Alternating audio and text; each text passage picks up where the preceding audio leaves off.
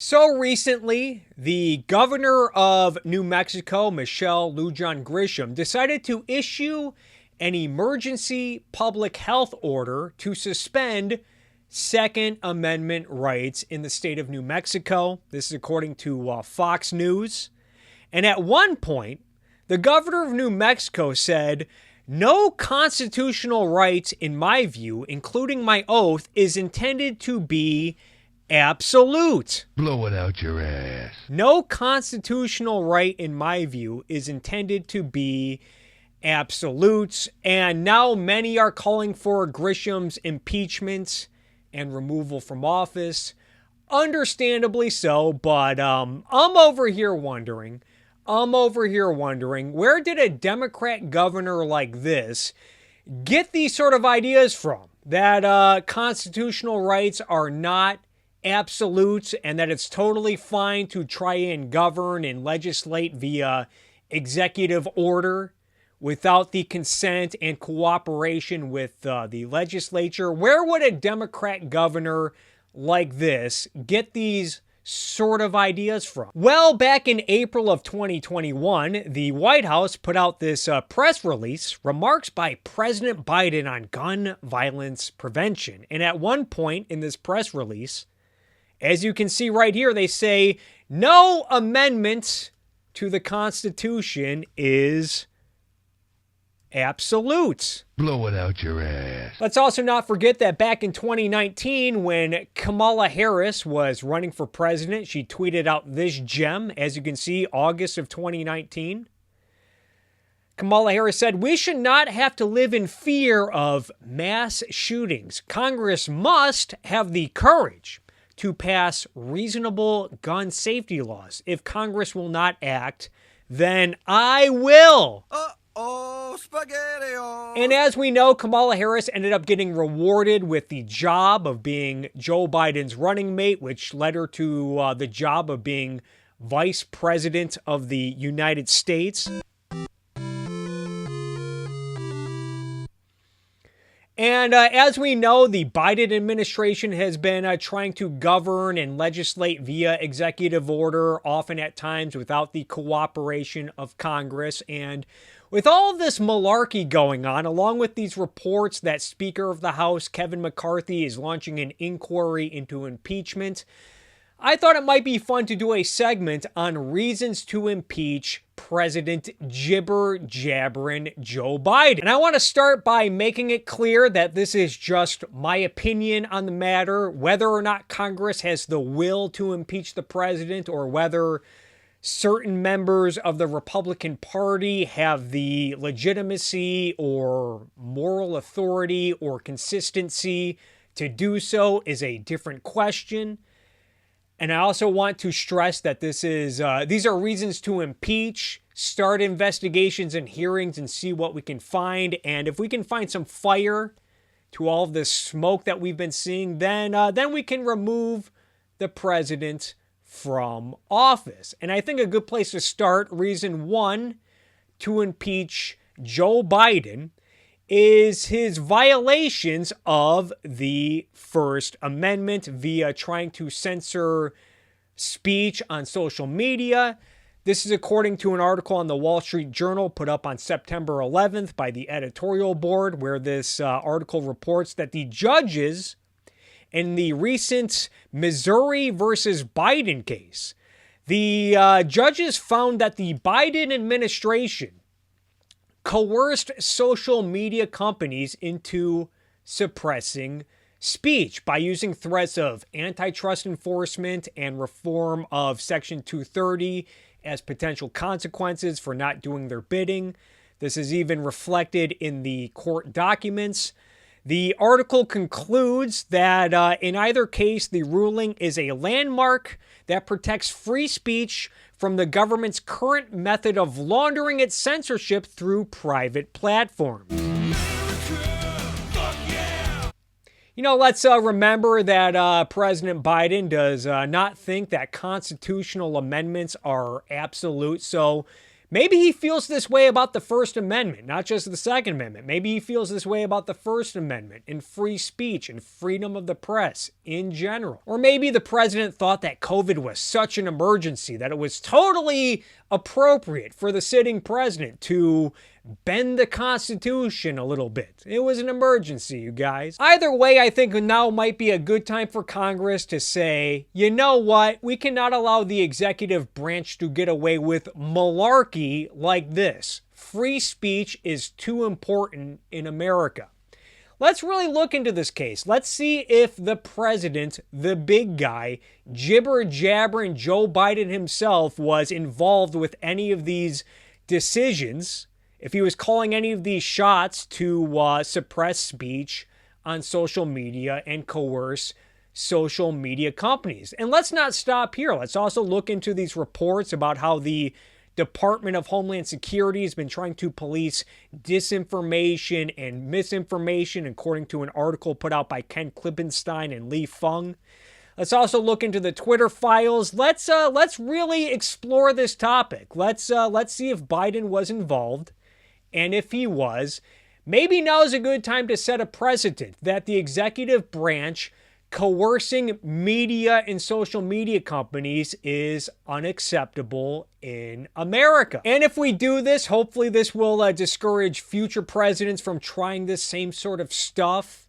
And if the president does try this sort of stuff, whether it's a Democrat, Republican, or whatever crazy political party, Congress will have the precedent and they will have the clarity and confidence to impeach and remove the president. And this brings me to the second reason to impeach President Biden, and that is his attempts, his abuse of the executive order, his attempts to legislate without the cooperation of Congress. It's one thing if the president wants to issue a standard executive order that is well known to be within the executive branch's constitutional authority. There's also the issue of Congress delegating its legislative responsibilities to the executive branch over the last century, if not longer. Even according to this article in the LA Times about how the Supreme Court strikes down Biden's plan to forgive millions of student loans. In this article, it's mentioned at one point by Justice John Roberts that the executive branch is seizing the power of the legislature. I think in general, the Biden administration has taken up this approach of throwing diarrhea at the wall and seeing what sticks and hoping that the Supreme Court or other lower courts don't mop up their mess. We can see this when Biden tried to use the Center for Disease Control to issue a nationwide eviction moratorium. Who knew that the Center for Disease Control had some authority over evictions and housing and disagreements between landlords and tenants? Apparently, the sitting president of the United States thought that the Center for Disease Control had this authority.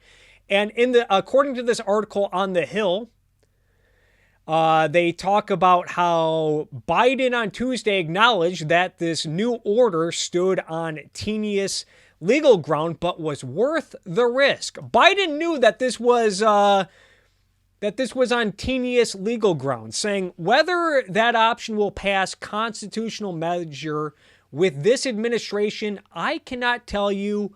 I don't know. There are a few scholars who say it will. There are others who say it's not likely to. But at a minimum, by the time it gets litigated, it will probably give some additional time while we're getting that $45 billion out to people who are in fact behind on the rent and don't have the money. By the way, the eviction moratorium did eventually get reversed by the Supreme Court. It turns out it was not legal. But also, let's not forget that the Biden administration tried to use OSHA to issue a vaccine mandate on up to 80 million workers nationwide, which also got reversed by the Supreme Court. Yeah, no big deal. It's just 80 million people that the president is trying to impose his will on without the cooperation of Congress. And probably the most notable example, going back to the LA Times article, is, again, Biden's attempt to relieve student loan debt without cooperation from Congress. I think even Nancy Pelosi, before his attempts to do this, even said that the president does not have such authority.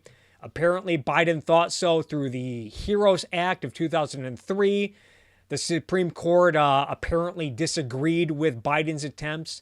And it's odd because Biden likes to brag and spike the football over all of the legislative accomplishments during his presidency, like the American Rescue Plan and the CHIPS Act and the Inflation Reduction Act, the $1.2 trillion infrastructure bill. He loves to spike the football on all of these legislative accomplishments. And okay, impressive stuff. Whether or not these laws are bad and will have horrific consequences is a different question, but you could say that it at least got passed through Congress. I think the fact that Biden has ignored Congress for some of his other agenda items, I think is pretty telling, and just another reason to impeach the president. Let's find out if Biden was knowingly reckless and careless with the Constitution by essentially trying to legislate without Congress. What a wonderful opportunity for Congress to try to take some of its power back and send a message that trying to legislate via executive order is unacceptable in America. And the third reason to impeach jibber-jabbering Joe Biden, I think, is his dereliction of duty when he pulled out of Afghanistan. Not going to spend a lot of time on this because it looks like Marjorie Taylor Greene did propose this at the time. This is probably a case of right message, worst messenger. I hate to say that one of the craziest people in Congress might have a point, but hey, we got to be fair here. Just a couple of weeks ago, I was giving Alexandria Ocasio-Cortez credit for talking about FDA regulations on sunscreen. We got to be fair. It looks like there are broken clocks on all sides of the political aisle. And as we know, when it comes to people, when it comes to loons, goons, and buffoons like Alexandria Ocasio-Cortez and Marjorie Taylor Greene, they're not just broken clocks, they're cuckoo clocks.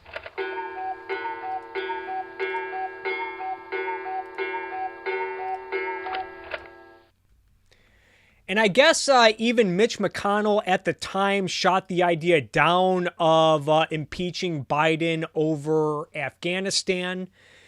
But whether or not you agree that withdrawing from Afghanistan was the right move, it was a total debacle. It was a total disaster. Americans got killed on the way out. And maybe we should ask ourselves, could the withdrawal have been executed much better with fewer or better yet, no deaths? Did the president act with haste in attempt to get out of Afghanistan before the 20th anniversary of the 9/11 attacks? I remember seeing some people speculate about this at the time. Maybe impeachment might be a good way to get to the bottom of these sorts of questions. And while we're on the topic of foreign policy, this brings me to the final reason to impeach President Biden, and that is the fact that his son, Hunter Biden, has had business relationships that may have corrupted U.S. foreign policy. And yes, I want to make it clear, you can make these same sort of complaints about the previous president, Donald Trump, and his son-in-law, Jared Kushner. Oddly enough, from the political commentary that I've seen on this issue, it seems like cheerleaders on both sides are unwilling to fight on this hill. MAGA Republicans don't seem to be big fans of Jared Kushner, and they're much less interested in standing up for him. Meanwhile, people on the left don't seem that interested in standing up for Hunter Biden, and why would they? Democrats are constantly talking about how we need to enforce gun laws in America. Democrats are constantly talking about how the rich need to pay their fair share in taxes, whatever the hell that means. And so when we see that the president's son is being accused of stuff like tax evasion and violating gun laws, what can Democrats really say about it? Although these charges are a separate issue from impeachment, because I do not think that the president having a relative who is guilty of violating the law is an impeachable offense. But stuff like this, and these are reports from the New York Times I'm reading. This is from January of 2023. After his father became vice president, Hunter Biden, a 52-year-old Yale-educated lawyer, forged business relationships with foreign interests that brought him millions of dollars, raised questions about whether he was cashing in on his family name, set off alarms among government officials about potential conflicts of interest, and provided Republicans an opening for years of attacks on his father. And here's another article from the New York Times, a timeline of Hunter Biden's legal troubles. This was put up on August of this year by Michael Levinson. And even this article talks about how in 2013, Hunter Biden and two other Americans joined Chinese partners in establishing a Shanghai-based investment company known as BHR. The firm helped to finance an Australian coal mining company. Coal mining, huh? So much for saving the world from climate change. Way to go, Biden. Helped finance an Australian coal mining company controlled by a Chinese state-owned firm and assisted a subsidiary of a Chinese defense conglomerate in buying a Michigan auto parts maker. So yeah, again, you want to talk about conflicts of interest. There's also this article from the New York Times from November of 2021 about how Hunter Biden's firm helped secure cobalt for the Chinese. The president's son was part owner of a venture involved in the $3.8 billion purchase by a Chinese conglomerate of one of the world's largest cobalt deposits. Although, according to this article, it is worth noting, according to this article, that by April of 2020, Hunter Biden no longer had any interest, either directly or indirectly, in either BHR or other Chinese-related companies. But yeah, no big deal or anything. China is only one, if not the main global adversary for the United States. No big deal that the vice president or the president's, either then or now, whether or not his son has business relationships with communist China and is helping them orchestrate deals to assist a defense conglomerate. No big deal or anything. But then if you go on, this article also mentions how Hunter Biden joined the board of Burisma, a Ukrainian energy company that was under investigation for corruption, as Joe Biden, then the vice president, was overseeing White House policy toward Ukraine. Hunter Biden made more than $800,000 in 2013 and more than $1.2 million in 2014. And even if this was just Joe Biden using his power as vice president to leverage deals and jobs for his son, I would certainly not stand in the way of impeachment on those grounds. But again, what concerns me is whether or not Hunter Biden's business relationships corrupted U.S. foreign policy, either when Joe Biden was vice president or even today. Either way, it might be worth looking into, especially considering that the last president, President Trump, the first time he was impeached, he was impeached for abuse of power relating to foreign policy with Ukraine. Anyway, these are my reasons for impeaching President Jibber Jabber and Joe Biden. I think I'm going to end this by giving one reason to not impeach Joe Biden, and that is the fact that Kamala Harris would succeed Joe Biden if he is removed from office. And does anyone in their right mind want this cackler-in-chief to be president of the United States? No, of course not.